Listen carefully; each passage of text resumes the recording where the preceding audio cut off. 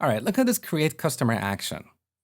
Here we're simply returning a customer DTO, which would eventually result in a response like this. So the status code of this response will be 200 or OK. And in the body, we'll have the customer object serialized as JSON.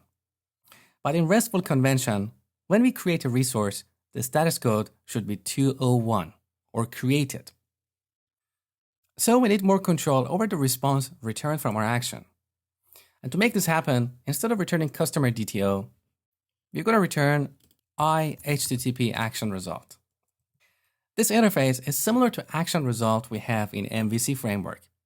So it's implemented by a few different classes. And here in API controller, we have a bunch of helper methods to create an instance of one of the classes that implement this interface.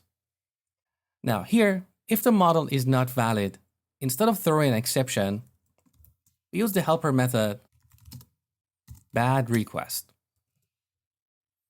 So this bad request method returns a bad request result, which is a class that implements IHttpActionResult. Now at the end, instead of returning customer DTO, we call the created method. Here, as part of RESTful convention, we need to return the URI of the newly created resource to the client. URI stands for Unified Resource Identifier. So if the ID of our new customer is 10, the URI to this resource would be something like this. So we create a new URI. This class is defined in the system namespace, so be sure to import it on the top. Now in the constructor, we need to get the URI of our current request, which would be something like this, and then append a slash and the ID of the newly created customer. To get the URI for the request, we use the request property of the controller and then request URI. Now append a slash and the ID of this customer. Now, as the second argument to the created method, we need to pass the actual object that was created, which would be customer DTO. Now, before testing this, let's go back to customer DTO.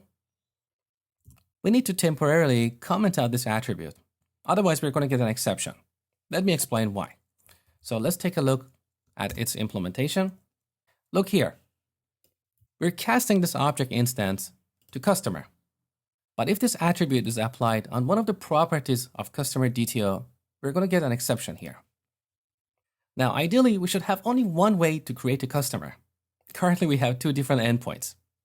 One is an API endpoint we just created, and another one is the normal MVC action we created in the section about forms. So if you want to go with the API approach, we should drop that old MVC action and modify our form to post to our API endpoint. But that's beyond the scope of what we are doing now. So let's keep the application as is. We want to keep the customer form and instead go back to customer DTO and comment this out. Now build, back to the browser. In Postman history, I've got a request to post to our customers collection. So let's execute this again. All right, look. First of all, the status is changed from 200, which was OK, to 201, which is created. So this is confirming to RESTful convention. Also, if you look at the headers tab, you see a new key here, location, and look at the address. So that's the URI of the newly created customer. Again, this is part of the RESTful convention. So in web APIs, prefer to use IHttpActionResult as the return type of your actions. Now, let me show you one more example, and I will leave the rest as an exercise for you. Let's look at get customer action. So first we change the return type to IHttpActionResult. Now, if the customer is null, we return not found. Otherwise, we use OK helper method and put this DTO in this method. Pretty simple.